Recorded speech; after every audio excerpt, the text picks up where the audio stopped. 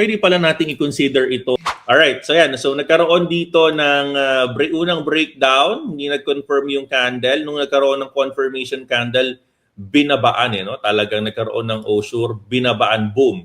So palagay ko, hindi kahit actually kanina nung nandito yung market, teka lang, nawalan ako ng mouse.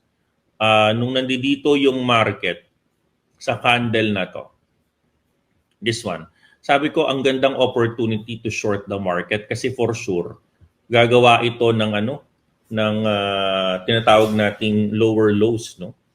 So true enough, ang nangyari sa market, nagkaroon po ito ng pagbaba pa, no? So that's when you are going to tell yourself, coach, pag ganyan pala, no, Coach Miranda, pag ganyan po pala pwede pala nating i-consider ito na opportunity to wait for your correction and short the market. Pwede pala yan, coach. Absolutely yes. Pwede po yung ganyan. No? Basta tama lang yung basa mo sa market.